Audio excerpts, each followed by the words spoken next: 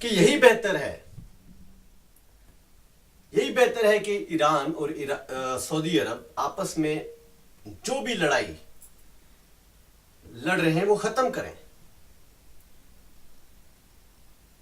General Raheel Sharif صاحب بالکل اس مرد کلندر جنرل ضیاء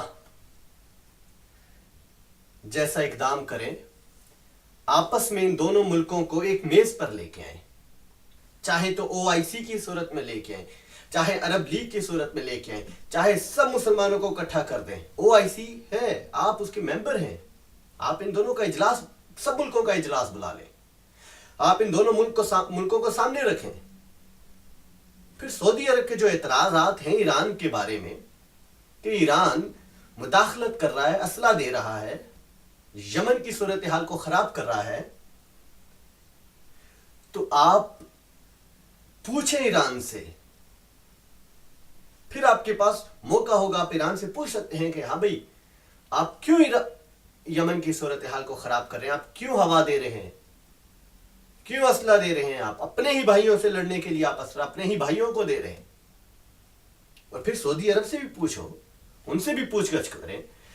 سعودی عرب کو چاہیے کہ وہ شام میں مداخلت ختم کر دے, جس طرح سے بھی مداخلت کرتے ہیں, ڈائریکٹلی کرتے ہیں وہ بند کریں. ایران کو بھی چاہیے کہ وہ یمن میں مداخلت کرنا بند کر دے. ہمیں اتحاد کی ضرورت ہے, امت مسلمہ کو اتحاد کی ضرورت ہے, امن کی ضرورت ہے. شیعہ سے جب پاکستانی فوج, کیونکہ بہت سے لوگ اعتراض اٹھانے لگ چکے, ہماری خرابی یہ ہے کہ ہمارے اندر ہی کچھ کالی بھیڑیں ایسی ہیں جو کہ اپنی ہی فوج کو گالیاں دینے میں صف اول پہ ہوتے ہیں. یہ ہمارے دوستوں کے لباس میں ہمارے دشمن ہمارے ہی ملک میں بیٹھے ہوئے ہیں. ذرا سا کچھ ہوتا نہیں کہ فوراً پاکستان اور ISI کو گالیاں دینے کے لیے نکل آتے ہیں باہر.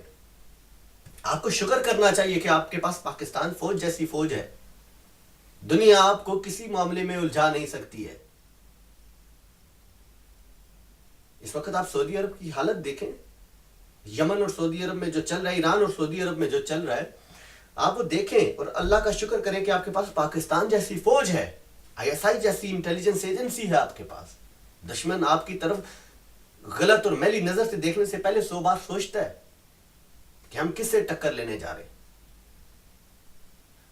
تو میں بات یہ کر رہا تھا کہ جو لوگ اپنی ہی فوج اور ISI کو گالیاں دینے کے لیے نکل آتے ہیں, وہ یہ سوچیں اور وہ یہ بھی سمجھیں, اور دنیا کو یہ سمجھنا چاہیے, اور پاکستان کیونکہ اس معاملے میں اپنی وضاحت دے چکا ہے, فوج بھی دے چکی ہے کہ ہم کسی بھی فرقہ واریت کی جنگ میں, یا جنگ سے ہمارا کوئی تعلق نہیں, نہ ہم اپنی فوجوں کو کسی بھی فرقہ وارانہ جنگ میں جھونسیں گے. لیکن ہاں, یہ حکومت کا بھی یہی اعلان ہے, ظاہر فوج کا بھی یہی اعلان ہے کہ ہاں, حرمت والے جو شہر ہیں ہمارے مکہ اور مدینہ اور سعودی عرب کی اگر سرحد کی خلاف ورزی ہوئی تو ہم نہ صرف فوج بلکہ ظاہر ہے ساری پاکستانی عوام کھڑی ہو جائے گی اور پوری امت مسلمہ کھڑی ہو جائے گی. لیکن یہاں پہ سوال یہ ہے کہ مکہ اور مدینہ سے آیا ہمیں ان دونوں شہروں کو خطرہ کس سے ہے؟ یقیناً شیعہ سے نہیں ہے, کیونکہ شیعہ بھی اسی کعبے کی طرف منہ کر کے نماز پڑھتے ہیں جس کعبے کی طرف سنی منہ کر کے نماز پڑھتے ہیں. اس کعبے کو وہ بھی اللہ کا گھر تصور کرتے ہیں جس کو ہم کہتے ہیں. اور مدینہ کے اندر ان کے بھی آخری نبی حضرت محمد صلی اللہ علیہ وسلم ہمارے, کیونکہ ہمیں ایک ہیں, ہمیں دوریاں ہمارے اندر, ہمیں دو یا ہمیں الگ الگ ہمارے دشمنوں نے کیا ہے, ہم ایک ہیں.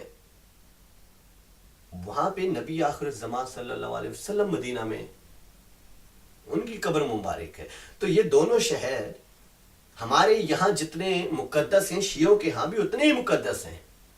تو جناب ہمیں ان سے کوئی خطرہ نہیں ہے, ان شہروں کو ان سے خطرہ نہیں ہے. ہاں, یہود و نصارہ سے ضرور خطرہ ہے, ہمیں یہ سمجھنا چاہیے. ہمیں آپ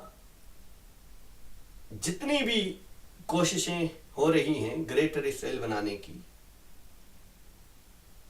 آپ ان کو دیکھ لیں. آخر مدینہ کو کس سے خطرہ ہے، مکہ کو کس سے خطرہ ہے؟ ہرگز شیعہ سے نہیں۔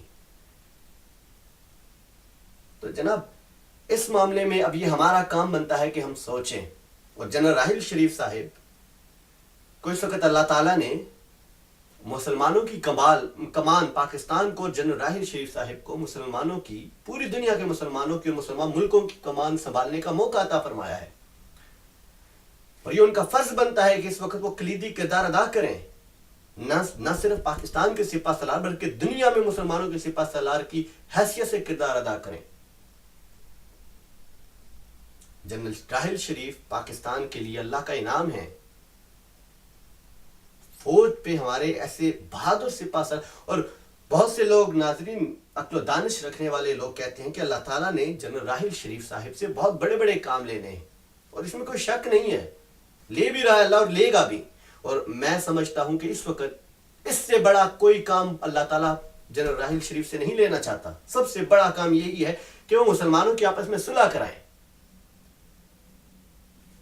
ایران اور سعودی عرب کی جو آپس میں لڑائی چل رہی ہے اس کو ختم کرائیں۔ ناظرین